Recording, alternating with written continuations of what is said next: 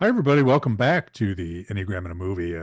TJ, we're going to talk about your choice. I got to geek out over To Live and Die in LA last time, and still am feeling giddy just thinking about To Live and Die in LA. But you picked this movie, so I'm going to turn it over to you. Tell us what movie you picked and why. Okay, we're going to be looking at the Muppet Movie. The Muppets have existed in many different iterations, and we're primarily going to be talking about the 1975 movie, The Muppet Movie, with Jim Henson, Frank Oz, all the classic puppeteers as well as Muppet characters. And, I want to talk a little bit about the franchise in general. Right. And unlike To Live and Die in LA, this is not something I'm passionate about. I watched the Muppets when I was growing up. I really liked them, but they weren't my thing. I had a number Right. of things that I would describe as my thing. This wasn't one of them, but I didn't dislike them. Right. Right. I was motivated to want to look at this because I had noticed that the Muppets have just found a place in pop culture that is enduring. And even if they're not specifically my thing, they are definitely a thing for a lot of people. Right. Right. They're iconic, and I thought that might be interesting to look at through this lens. Yeah. Yeah, great. So you said 1975. Was the movie 1975 or 79? I don't. None. Uh, 79. Okay. All right. Yeah. Yeah, great. Yeah. So for me, we were talking a little bit about this before we started recording. I was 16 in 1979, so a little too old for the Muppets, and I missed Sesame Street and all that stuff. It started after I was a child, and I did not have children yet, so I did see the 2011 version of the Muppet Movie, which I quite enjoyed. I took my kids to, and quite And did enjoyed they that. enjoy it? They did enjoy it. Yeah, I'm not sure honestly if they enjoyed it as much as I did, but I do recall them enjoying it. And I think, and this is one of the beauties of the Muppets. I think is that kind of like the old Bugs Bunny movies. It's not just for kids, right? There's adult Exactly. humor. I'll say grown up humor, not you know adult, There's nothing dirty risque humor. about it. Yeah, there's nothing at all risque about it. But But uh, yeah, certain things that adults would find funny that kids wouldn't yes, get. Cameos by celebrities that kids wouldn't know who they are. yes, and certainly in the 1979 Muppet movie, it would be. I mean, and honestly, that's the thing I enjoyed most about watching it is going back and seeing these cameos by all these people who at the time were extremely famous, and I would see them on the Merv Griffin show or the Mike Douglas show or or the Johnny Carson show or something like that. So I knew all these people, and seeing all these faces from my youth pop up again was really delightful for me. It was a nice nostalgic experience. Yeah, it's pretty crazy how many cameos there are in the movie and how many prominent people they got to host the TV show in its 5 or 6 seasons. Ah, hmm. Like there was practically never an obscure host. If you look at it now, if you look at the roster of hosts, it's and there's no way they've made much money doing this. Right, Like I can only conclude they were doing it for the fun of it. right.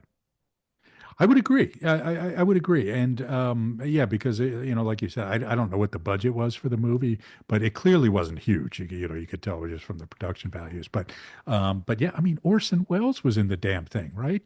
Bob Hope, I'm not sure, but I think I saw Robert Mitchum in there, or it might have just been somebody who looked like Robert Mitchum. I'm not sure.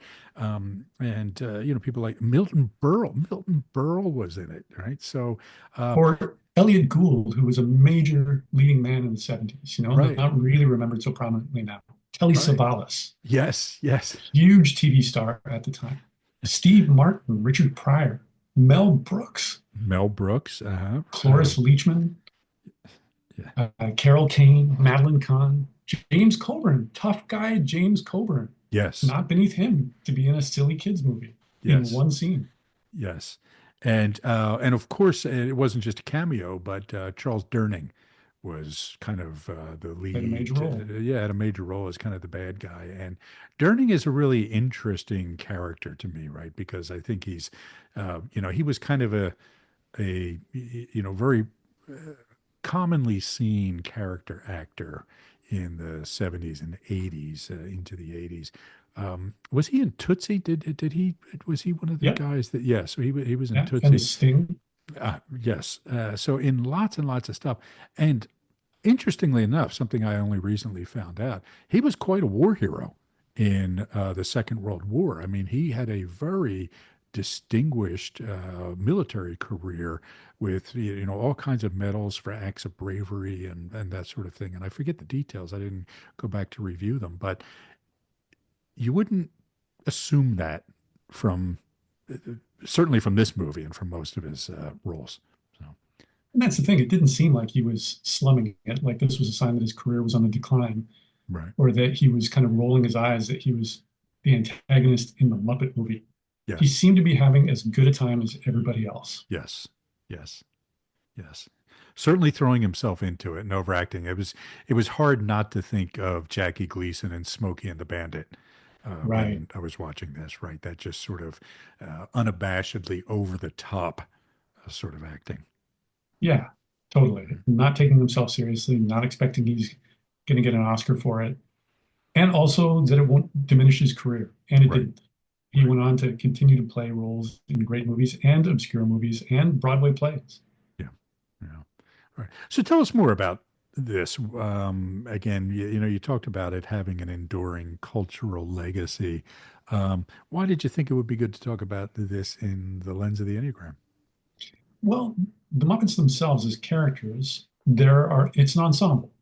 Hmm. There's a couple that people will think of right away as soon as you say the words, but like there's a variety of characters, as well as the exact phenomenon we're talking about, which is just how many celebrity cameos there are, which is consistent with the 2011 movie.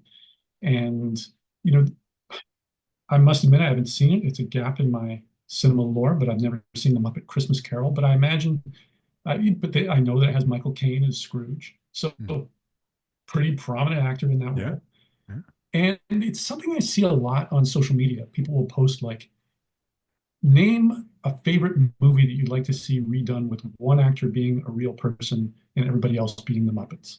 Mhm. Or, there was some behind the scenes things that would show up of like, here's how they made Kermit ride a bicycle in the Muppet movie, which I Yeah. have to admit, like I was watching for and I couldn't see. Like, Right. how did they do that? I thought it looked Right. pretty good. It was. Yeah. Interesting And practical effects. yeah, and pre CGI, right? So Yeah, it to have to all have done this through cleverness. puppet riding a bike down the middle of the street because obviously in most of the scenes they're puppets, right? I mean you don't see the lower half of the body and that sort of thing, but they did put a little effort into this one to make it more believable. Yeah. And in the 2011 movie, they they recapped a certain number of elements. There were a certain number of references to things that had happened in the Muppet movie, including at least somewhat of a reprise of the song The Rainbow Connection, which has also become iconic within the culture, Hmm. I think. Yeah. So, yeah, I thought doing this is kind of in line with, we did a whole season where we looked at a bunch of the Marvel movies, typing different Marvel characters. I would love to do an episode, and this is the thing I was into, Star Wars. Mhm. Back when there was one Star Wars movie, simply called Star Wars. It had no episode number, it had no Right. subtitle. Right. And then, the trilogy. That Right. was iconic for me. I would love to Yes. do an episode just on that, like typing these iconic characters. Yeah. So I thought it would be interesting to look at the Muppets in the same way. Not that we get an in-depth look at these characters, not that there's an incredible difference between a lot of these characters, but Right. still, Right. So, which of the characters do you think stood out? I mean, it probably makes sense to start with some of the bigger characters, or like Kermit and Miss Piggy are the two most prominent ones, and then probably Fozzie. Fozzie yeah. Bear is kind of the third most prominent character. Any thoughts on the Enneagram types of? Let's start with Kermit. Well, why don't I give a summary of the movie? Yeah, yeah, Because that's good. Do that. Yeah. this isn't going to make sense to anyone unless they have a good sense of Yeah. what the story was of the Muppet movie. So, And I also have to point out, I just talked about a frog riding a bike being believable. I want to caveat, like we have to do in some movies, we have to suspend disbelief in order to truly enjoy this. Uh, and the fact that you were able to speak of this with warmth, I think, proves that yeah. people can change. So, the Muppet movie, as we mentioned, came out in 1979, and it tells the story of how the Muppets came together and started putting on their shows. So, this was released within the span of the TV show, The Muppet Show. So, we start with Kermit the Frog, who lives happily in a swamp. And when we first see him, he's singing the song The Rainbow Connection, playing the banjo, sitting on a rock in a swamp. Couldn't be happier. And then he gets told by a lost agent, played by Dom DeLuise, that there's a movie studio in Hollywood looking for a singing, dancing, performing frog. And Kermit gets intrigued by that. Even though he's happy in the swamp, he's intrigued by the notion of making millions of people happy. So he decides to leave his home in the swamp and travel there, and all the way to Hollywood. They don't establish where he's starting from or how far it is, but he makes so it's primarily a road movie. Yes. And along the way, he meets and either gets help from or is joined by other Muppets in this world in which Muppets coexist with people, with nobody seeming to think that that's unusual. Right. Nobody says that's a cloth. That's a fabric. Uh, you know, uh, talking frog coming at us. Yeah. They just go with it. Yeah. Okay. Yeah. So along the way, he's being followed by a guy called Doc Hopper, who's played by Charles Durning, who owns a chain of Frog's Legs restaurants, and he wants Kermit to be the commercial spokesman for his restaurants. And Kermit wants to have nothing to do with them. But no matter how much he rebuffs them, Hopper and his henchmen are always there to try and get him on board. Hopper's efforts eventually fail, even though they climax with a big confrontation after Hopper's enlisted an assassin. And the Muppets eventually do make it to Hollywood, where they're signed by a movie mogul played by Orson Welles. They're given their own studio, and as they populate it and sing the song Rainbow Connection, Gonzo crashes a prop through the ceiling, and an actual rainbow shines through. And of course, this is all a film within a film because it's meta from start to finish. Right. The opening thing that happens is we go to the studio, Worldwide Studios, that has made the Muppet movie, and the Muppet movie itself is being screened for an audience of Muppets. Right. And partway through the movie, the film burns, and there's a Muppet in the projection booth, and they're Right. trying to get the reels back on track and everything Right. like that. There are many references throughout the movie to the fact that it's a movie. Mhm. Characters read the script to find out what's going to happen next. So, And yeah, and that's interesting. I mean, because it is this sort of meta movie within a movie. It's very much, it's very self-aware, particularly about the entertainment industry, I think, right? And even when you think about the frog leg thing, wanting Kermit to be the spokesperson for a chain of frog leg restaurants, I mean, it's just, again, it's very kind of media savvy in a way for that time, which was a very interesting theme. And again, gives it more of an adult feel, right? This is not something children would pick up on.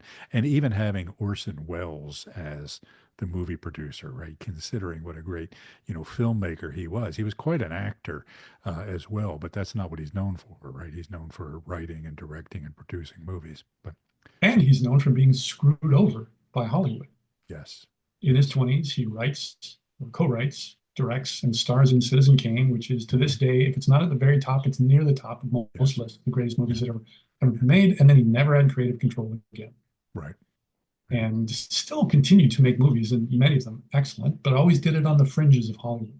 right, So the irony of him being the head of a movie studio is choice Hollywood satire yes, that no child would get right, or realize that there was something they weren't getting. right, yeah, It's entirely unlikely any child watching this at the time had any idea who Orson Welles was, but he right, can convincingly play this role that he's been cast in, and embody it. right, And any adult watching would get that layer, would be amused by like Orson Welles in a Muppet right, movie. Oh, that's right, awesome. As well as the fact that, his image is of the grand artiste, yes, like a true genius auteur. yes. And Although, it's not beneath him to yeah. be in the Muppet movie. Although by this time he was doing commercials for Paul Masson wine, right? So he had Yeah, kind of, I don't know if we want to say sold out, but probably had to make some money, right? And so was doing things. absolutely. He was also the voice around this time of Robin Masters on Magnum PI, the original Magnum PI with Tom Selleck. So he was out looking to make a buck, in a lot of different ways. Although again, I don't think that was the motivation for being in the Muppet movie. Yeah. Right. He probably didn't get a Brando-esque $6 million for, 3 minutes of footage in Superman, right? And his big line, when the Muppets come into his office, is to offer them the standard rich and famous contract. Yeah. That's a good joke. Like I can imagine him reading the pages of Right. like, we want you to play this role, and him thinking, oh yeah, that'll be Yeah. fine. And bringing the full gravitas to it, that moment of Yeah. suspense before he offers him the contract. Like, Right. that's a good Yeah. bit. It's a Right. sketch. It's a comic Yeah. sketch. Yeah.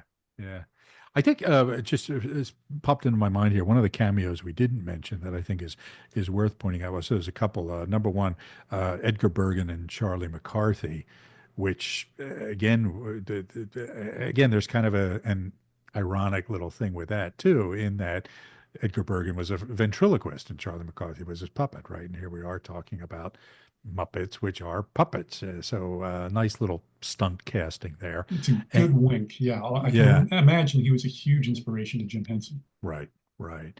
And also Paul Williams, who was not only was in the movie and I think was playing piano at one point or something, but Yeah. did all the music. And at the time, Paul Williams was really, really big in TV and Hollywood as a composer. And when I say really, really big, that's he was big um, as far as accomplishments, but he was famously short. I think he was like 4'11" or 5'2" or something like that, right? So that was kind of one of his shticks too. So Almost a Muppet himself in some yes, ways. there you go. And kind of a character. I don't know how well you remember him from shows like he was in Laugh-In and different things like that. But he was kind of a goofball and often the butt of jokes, but an incredibly talented musical composer and performer. So. All right. So Well, what else one of about the the movie? things, Oh, go ahead. well, just to build on that, something that I imagine you remember, which I'm too young to remember, is in the 70s, that was probably the last decade in which variety shows were a Yes. prominent genre on TV. Yes. And the Muppets were one of those shows. I was Yes. watching that show, not realizing that that was a reference to a genre that had basically died. But Yes. where there's a red curtain, there's the MC in front of the red curtain, there's special guest stars, there are songs, there are sketches, all of that. All of which Yes. is a reference to vaudeville, which I also at the time had never heard of and had no idea Right. what it was. Right. You're absolutely right. So during this time, I mean, the most famous one, of course, was the Ed Sullivan Show, right? We all know about the Beatles being on Ed Sullivan, and I mean, everybody who was anybody was on the Ed Sullivan Show during the '60s, and then you had people like Carol Burnett, right, who had just an amazing um, variety show like this, and with incredible skits. I mean, if you ever get a chance to go back and watch some of the classic Carol Burnett uh, clips with particularly Tim Conway and Harvey Korman, it's just genius. Tim Conway was amazing. He was just so funny, and a lot of these shows were being done live too. Right. So, it wasn't, it was a big deal when they started taping these things and recording, and showing them later. And that's what made, some of them, and they were often done before a live audience, right? Which is what, and you didn't get to do second takes, right? Very often, particularly if they were live. So, it would be so much fun. And you felt this, if you think of the Carol Burnett show and Tim Conway, it was kind of his mission to get the other actors to break character, right? To go off script, to be funny, to get them to laugh. And you would see these episodes of them just trying to hold it together, right? Which are just hilarious. And it always added this tension because, all right, are they going to make it through? Are they going to be able to do this and so forth?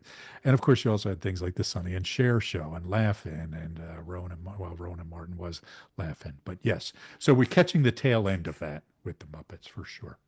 As well as many variety shows that have not survived in popular memory. Like Yes. Captain and Tennille had a show, or Yes. Mike Douglas had a show, or there'd be shows that would just be on for the summer while the host was Yes. on vacation. So it's like instead of having a guest host for the summer, let's just give that person their own show for eight Yes. weeks.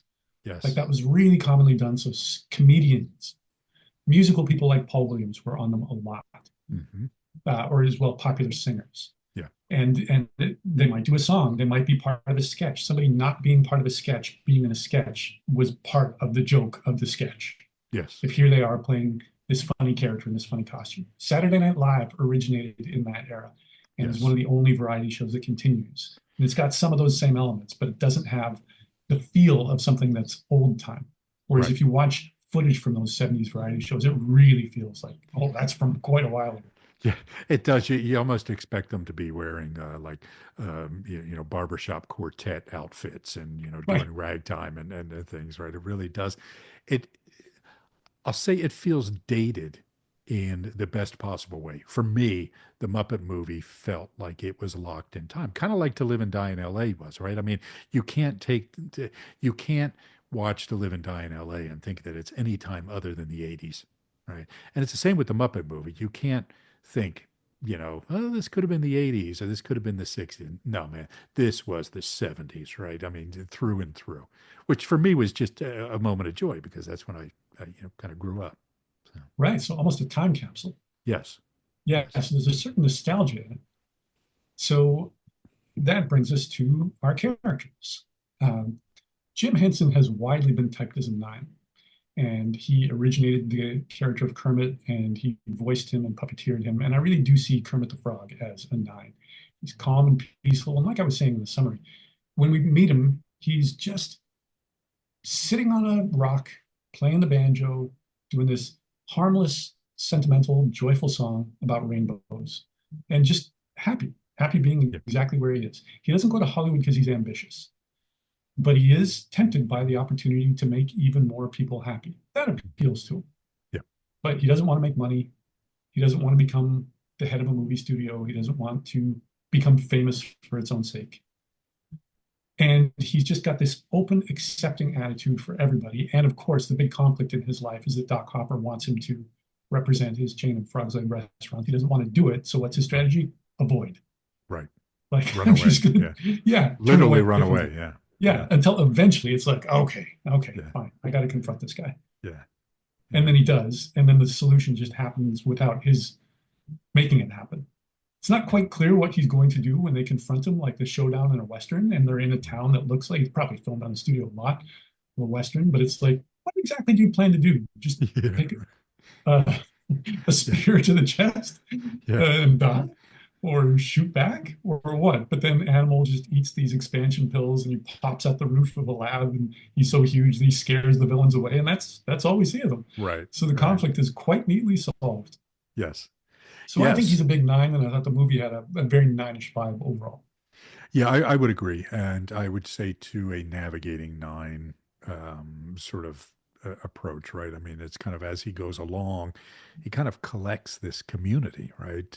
Inadvertently of people just, I mean, he meets Fozzie in a bar and, hey, you want to go with me? And, let's hang out. And then, every person that they connect to is inadvertent and accidental and just happens because they're just out there in the world doing stuff without kind of a direction, but it's not real clear, and so it sort of leaves that, right. It was very different. At one moment I started thinking about Pee-wee's Big Adventure, right, and this is a very different movie, right. Pee-wee's on a mission. Pee-wee's a very different character, very sevenish, right.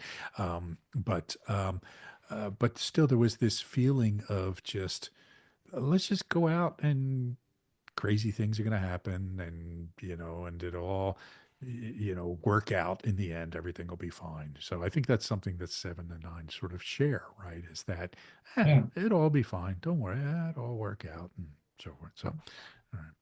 And let's So go out in the world with this open, accepting attitude, yes, ready to meet everyone, ready to accept anyone, unless they yes, want me to help them sell frogs' legs. No, thank you. yeah, right. I do have boundaries, so. Yeah. You got to work to find them, but they're there. All right, good. All right, so yeah, I would agree. Again, probably 9, probably navigating 9. I would think. Um, what do you I think can about see a Miss lot Piggy? of, Go ahead. I can just staying with nine for a Yeah, second. I can see a lot of the Muppet characters being nines. I watched a yes, few episodes. I don't have an yeah, encyclopedic knowledge of the Muppet franchise, but Scooter seems pretty nine-ish. mm, Ralph the dog, the Swedish chef, Fozzie Bear, yeah, Dr. Teeth and his electric band, Dr. Bunsen Honeydew. Bunsen Honeydew is, on the one hand, a mad scientist. Might be easy to think that character is a five, right, but he's just so gentle and kind of hapless. He doesn't have the prickly weirdness of a yeah, five. He's yeah, just more like, well, let's see what this thing does. And oh, Beaker keeps being tormented by what by what happens to them, but like there's no sadism in them. Not that Right. frogs are inherently sadistic, but like Right. there's no kind of like, let's get in there, let's figure out what Yeah. this does. It's more like Yeah. he's playing with toys. Yeah. There's nothing discomforting in it, right? You look at other things, and there can be some things that might be a little fear. Like with a lot of children's movies and a lot of children's TV shows, people will recall being really scared by one aspect of it when they saw it, earlier in life.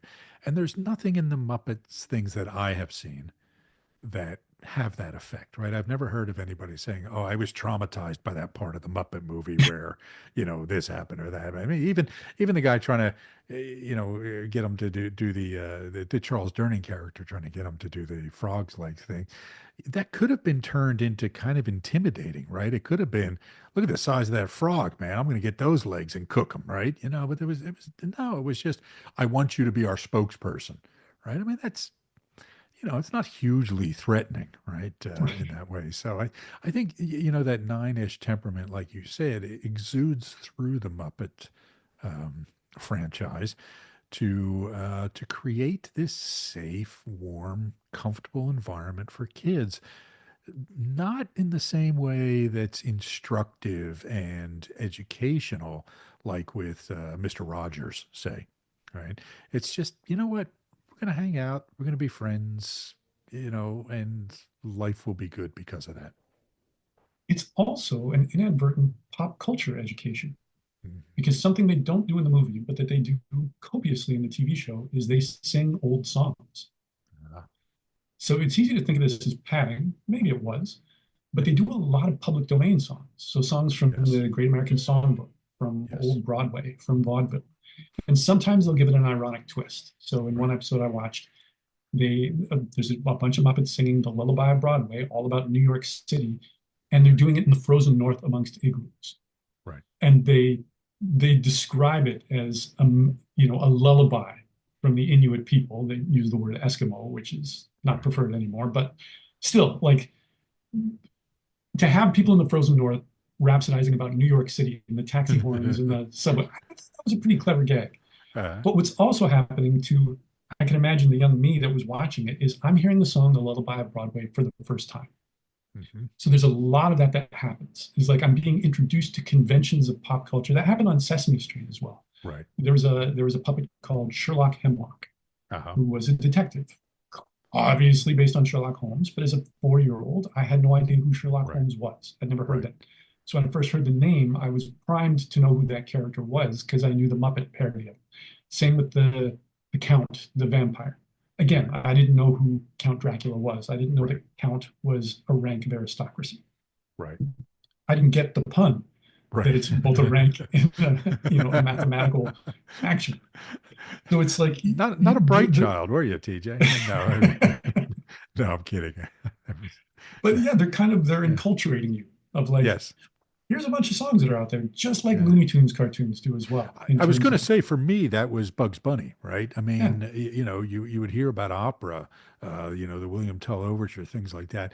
Even Hoagie Carmichael, right? I mean, one of my early, kind of exposures as a child to because of Bugs Bunny was Hoagie Carmichael, and the great songwriter did Georgia on My Mind, and many other songs. But I remember one specific episode where he, was impersonating Hoagie Carmichael. And so I remember being a bit older and making reference in a conversation to somebody to Hoagie Carmichael. And they said, "Who the hell is Hoagie Carmichael? And what do you tell?" When I explained it, they were like, "How on earth do you know that?" I was like, "I watched Bugs Bunny." So, yeah. Bugs Bunny gave us all an education in classical music Yes. and opera without ever making it seem like that was the case, Yes. as well as a lot of pop culture references from the 1940s when those cartoons were made and aired in movie theaters, which I had no Yes. idea when I was watching them on TV. Right. But I have read, I'd like to authenticate this, that rabbits actually don't particularly care for carrots. Oh, that's The funny. Yeah. Bugs Bunny eating a carrot is a reference to a very specific Clark Gable movie Ah. that the audience at the time would have got. And Gotcha. that just caught on. And now that's the one thing most of us think of when we think of what do rabbits eat. Oh, that's But like interesting. they're not particularly interested in carrots, not particularly nourished by it. Yeah, I So, will. but we're also Yeah. getting all these pop culture references from before our time. When we're a kid, we don't know those things. But there was one Bugs Bunny cartoon where he turns to the camera and says, "Is there a doctor in the house?" And a silhouette of a man stands up and says, "I'm a doctor." And he says, "Yeah, what's up, doc?" And then he just goes back into this thing. Like, I didn't know that there was, you would ask, "Is there a doctor in the house?" Right, Like, I right, was learning these things by right, watching. right. All right, good. So, so who's next on the character list? Miss Piggy, Yeah, probably the next most famous Muppet. yeah, In the movie, she seemed kind of two-ish to me. yeah. She always speaks with this kind of high-pitched, lovey-dovey voice. But in the TV show, she's much more of an eight. Mm, So I think she really rides that line between two and eight. In the TV show, she's much more likely to karate chop someone and right. to speak more with like, annoyance and control, and she's the star, and she really reacts immediately and violently when someone does or says something that threatens her status as the star. Yeah, I would agree. And again, I didn't go back. I didn't go and watch the TV show episodes in preparation for this, but in the movie, certainly seemed like a two, and I would say a transmitting two. Clearly loving attention and very, I mean, look, she was a horn dog after poor Kermit the whole time, right? And so, and I'm not just saying that transmitters are horn dogs, but but one of the things we see with transmitting twos is it is the most aggressive of the two subtypes, right? So the transmitting two can be a very aggressive and volatile character. And so that she goes into, because there is that scene where she saves Kermit by kicking the butts of, four humans and, rough and tumble guys. Um, and probably that's, who that's probably the part of Miss Piggy that got the best response from people. So they leaned into that into the future, right? But again, if there is a two, a subtype of the two that's going to be more aggressive and likely to karate chop somebody, it's probably the transmitting two. Uh, Agreed. yeah. Um, Animal seems a pretty good seven to me. Just Yes. kind of the wild card, out of control seven. Yes. A Yes. caricature of a seven, as appropriate for a Yeah. Muppet called Animal. Right. He reminds me of Dave Grohl in concert, right? I mean, not Dave Grohl off stage, but Dave Grohl on stage has that sort of animal wildness to him, and just this joy of being alive, right? I mean, it would be easy to think somebody named Animal who was, that assertive would be more eight-ish, but he wasn't, right? I mean, he wasn't scary or intimidating or aggressive. He just he just had all this energy that needed to come out in some way. Yeah. Didn't want to be in charge. Right, right. And Dave Grohl has a cameo in the 2011 movie. Oh, that's right. That's right. I forgot about that. Yeah. Also reminded me of John Belushi, Ah, right, who right. was a drummer in his youth, Oh, was he? Yeah, I didn't which know that. served him well when he was eventually Jake Blues in the Blues Brothers. Gotcha. Yeah. Hmm. All right. Who else? Sam the Eagle, not a huge role in the movie, but one of the regular Muppets in the TV show, seemed a pretty good one. And one of the only lines that he has in the movie is right before the screening starts at the top, where he says to Kermit, "I hope this movie is educational." Again, very much a cartoon of a one. Right, Like right. his face is contorted into this kind of righteous scowl Hmm. that he wants everything to be good and right. Right, right. Yeah. All right. Any others? Um, I, Not particularly. I guess the only other major characters, and I don't have types for them, are Statler and Waldorf, Yeah. the two old men heckling everything. But there's, in spite of all their cynicism, there's a pretty gentle vibe to them too. They're always making fun of what's happening. They don't respect anyone, but they're never cruel. Right. Yeah, I would agree. And, because they did have the reputation of being sort of the negative voices and the critical voices.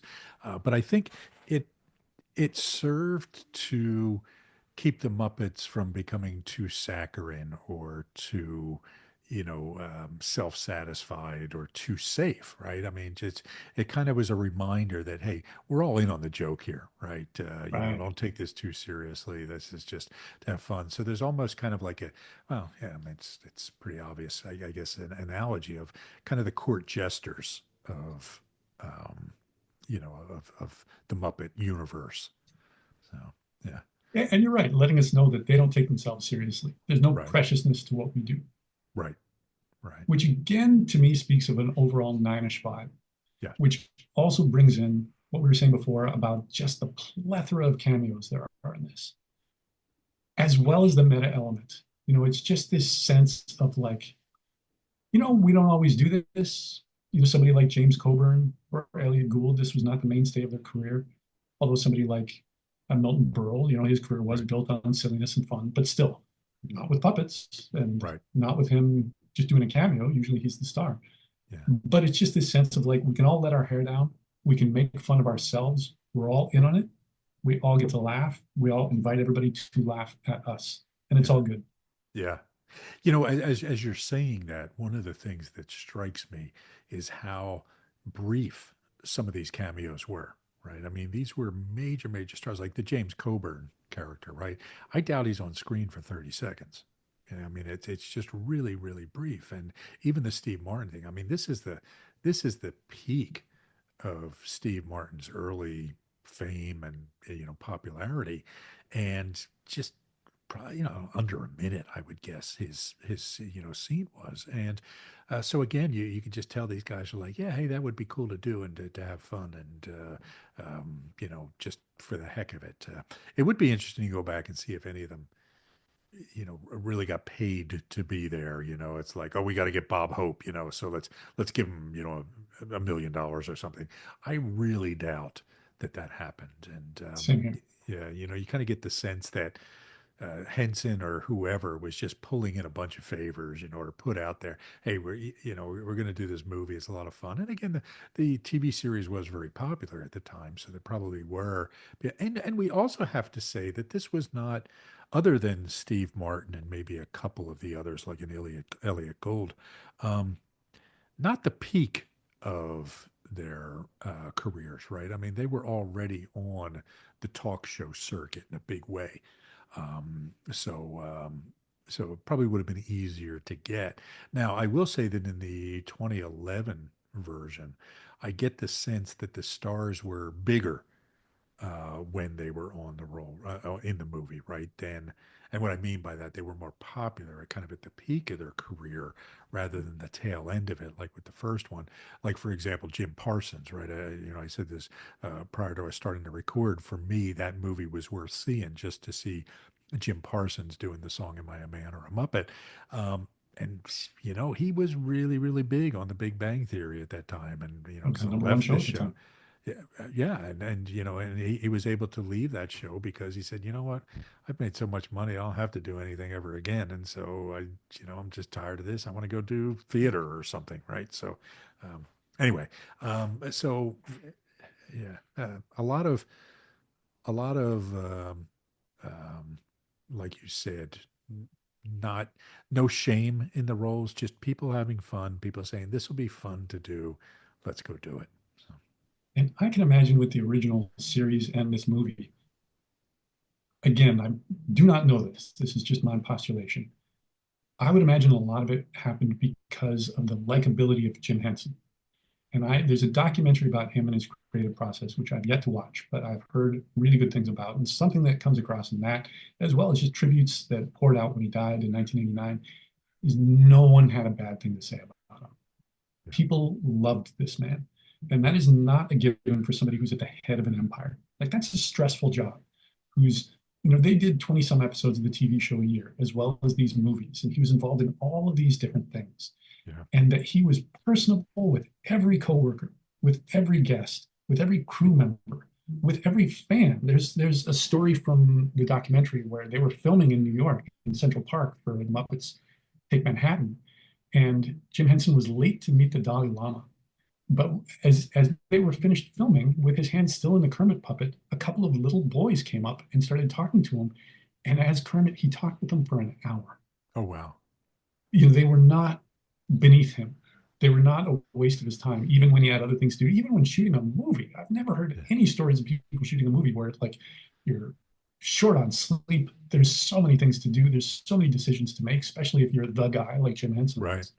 was. So Right. again, this speaks to me very much about his ninishness. Yeah. Of like he seems like a really healthy nine, and that he just exuded that goodness, that friendliness that just melts all barriers. And the people Yeah. are like, absolutely, I will do a cameo in your movie. I will Mhm. give up a day of my life to be a scene partner to a puppet and not necessarily even get the best lines. Right. Right. Happy to Right. do it. Happy to Yeah. be a part of it. Yeah. I will say, well, first of all, if there's any one person who I guess, you can risk being late with, it's the Dalai Lama, because you'll just catch him on the next time through anyway, right? So, so, no, no. Um, but a little reincarnation humor for the podcast there. So, but no, but I also, it occurs to me as we're talking about this that this was the era of cameo and big ensemble movies. Okay, so you had things like Smokey and the Bandit, for example, right, which had that one not so many cameos. There were it was kind of an ensemble, but Cannonball Run, for example. I don't know if Right. you ever saw those, right? So it's a mad, mad, mad, mad world. Let's see what else. There were kind of the airplane movies. I mean, not just the comedy airplane, but airport. Yeah, so the Yeah. the the The big disaster budget movies. disaster movies. Poseidon Adventure had a ton of people in it and that sort of thing. So it was kind of a thing for that period to have lots of different people in a movie and big The names. Love Boat. Yes, Fantasy Island, right? I mean, that was the whole shtick of these shows is that every week you got a new cast of people who were famous enough to make you want to watch, but not so famous that they would turn down the Love Boat or Fantasy Island kind of thing. So, yeah, very good. Exactly. And it Yeah. might be people past their prime, but Yes. still people were delighted. It's like, oh look, it's Andy Griffith. Yes. It's oh, what's her name? There's no business like show business. Ethel Merman. Ethel Merman, yeah, like Yes. some icon. And here they Yes. are. Hmm. And Yeah. like that's the appeal. Right. So Right. again, it's this atmosphere of like we're all having fun. Yeah. And anybody who watches this, you're in on the joke. Yes.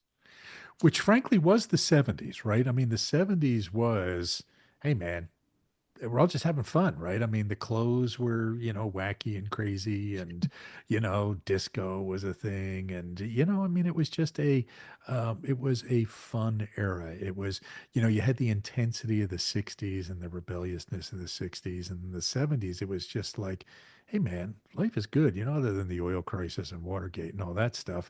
For the most part.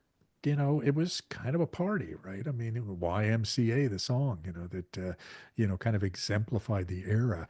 And then in the 80s, you turn into this darker, more greedy, more, greed is good, self oriented, get ahead, screw the other guy, competitive environment that was, you know, uh, and whenever I think of 80s movies, they just feel and look darker to me than the 70s movies do. Yeah, Yeah, sharper. yeah, yeah, Yeah. um, Well, one yeah, more thing to say about all this is that the sensibility we've been talking about with all the cameos, with people spoofing their own image, that's something that I see on SNL. So on Saturday Night Live, new guest host every week. And usually at some point they're spoofing their own image. And it right, might be in the opening monologue, it might be in a sketch where they recreate a famous role that they're known for or something like that. And they play the opposite of themselves. But again, it's this, and maybe they're not a sketch player, and maybe they're yeah, not a very good sketch player, yeah, but that's part of the fun. And yeah, SNL is rooted in variety culture, as we talked about. yeah, It's something I also see with Super Bowl commercials.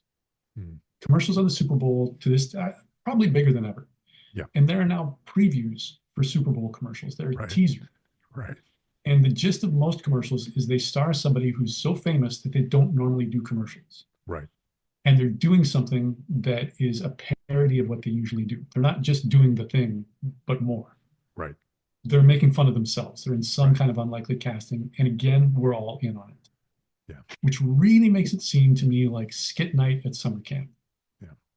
Like we're all Yeah. letting our hair down, we're all having fun, Yeah. which which is rooted in one of my favorite nonfiction authors, Barbara Ehrenreich, has a book about the history of collective celebrations. And she talks about the significance of Carnival in Mm. medieval culture.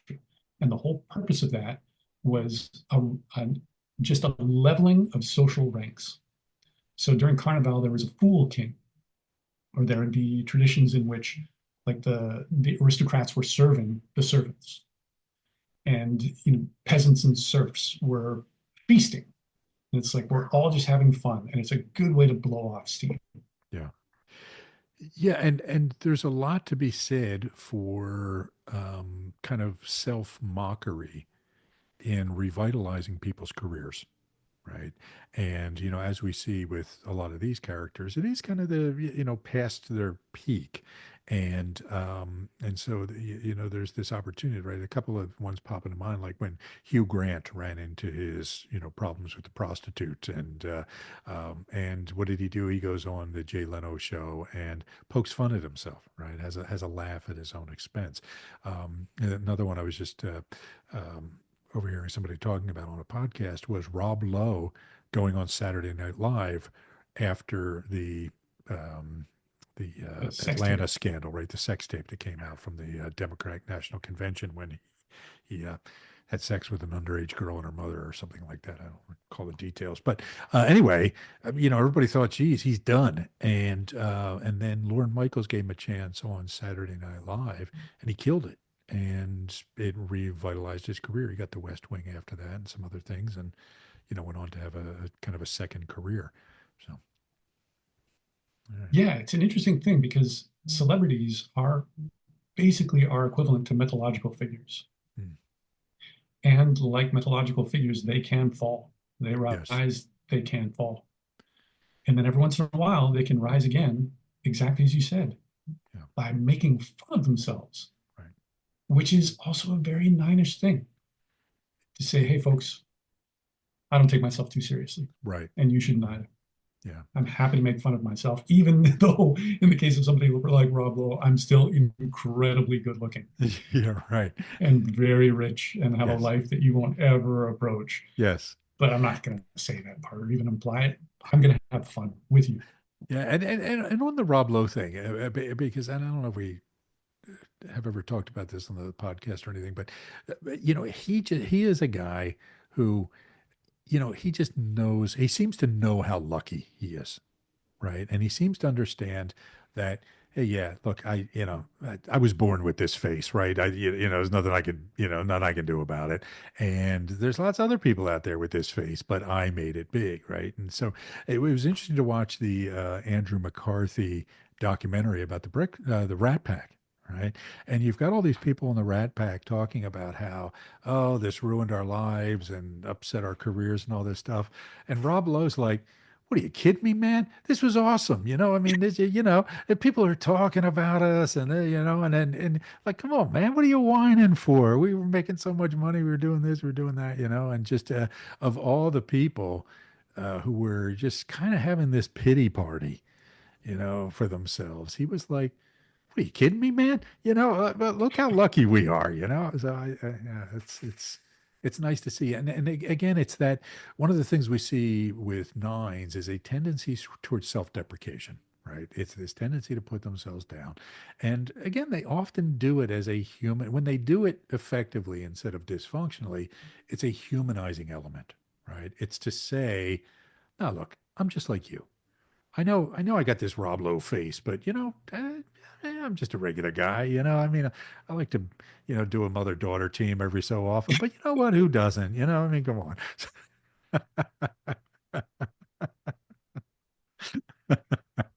And Yeah. Yeah. you often hear stories of somebody meeting a celebrity and them being really nice Yes. and having time for everyone and happily taking photos. And like those stories really spread, those really Yes. endear people to Yes. those people, and vice versa. If Yes. you met somebody and they were an asshole, you might not like them from that point on, even if it didn't even happen to you. You just Yes. heard, oh yeah, my friend met that person. They were a jerk. They Yes. just wouldn't make eye contact, and just dismissive. It's like, I don't think I'm going to watch that person's movies now or read that person's books. Yeah, Yes. Yes. Yeah, I had that experience with Bruce Springsteen. Ran into him on 72nd and Madison Avenue, right outside the Ralph Lauren store. He was coming out of the store all by himself, carrying bags around Christmas time. My wife and I were walking there. We passed by, 2 feet from each other, and I said to my wife, "Hey, it's Bruce Springsteen," and he turns around and says, "Hey, how you doing?" And then crosses the street and gets in the back of a car and off he goes. And it's like, for me, man, I've always been a Bruce Springsteen fan, but if I wasn't, I would have been from that moment on, right? And to your point, if he had said, "Get the fuck out," get out of my face or something like that, I probably wouldn't be such a Bruce Springsteen fan anymore. So, yeah. exactly. Or just rolled his eyes, Yes. or Yes. just been a little curt. Yeah, Yes. yeah, Yes, and in absolutely. fact, a story on this, and I'm getting us off the topic here, but I had an encounter with a broadcaster one time. I was at a party with, or at an event with, and him and his wife were sitting at our table with my wife and a couple of other couples, and he felt that he needed to be at the head table, right? And actually turned to his wife and said, "I'm not sitting at this freaking table." And he goes up to the guy who was hosting the event and gets his table changed, up to the front of the room. And I'm sitting there thinking, man, you just spit in our faces like this, like you're too good to be sitting at the table with us. And I will not listen to that guy to this day. I mean, it's been 20 years, and I won't listen to him. When I see him, I change the channel. Anyway. There, there you go. But Yeah. yeah, exactly. And Yeah. like I said in that documentary, Jim Henson had all the time in the world for a couple of kids who are not going to give him a career opportunity. Yes. Yeah. They're not famous. That's an essential kind of deeply healthy nineness Yeah. that I see in him and in the whole Muppet franchise. And maybe that's part of its enduring appeal for Yeah. so many people. Yeah. Good point. Good point. All right. Very good. TJ, anything else before we wrap up? I think that satisfies me. All right. I thought this was going to be a 15-minute episode, because what is there to say about the Muppets? But, it just goes to show you, folks, when you start turning the lens of the Enneagram onto almost anything, you can find a whole lot. So thanks for being with us, everybody, and we'll see you next time.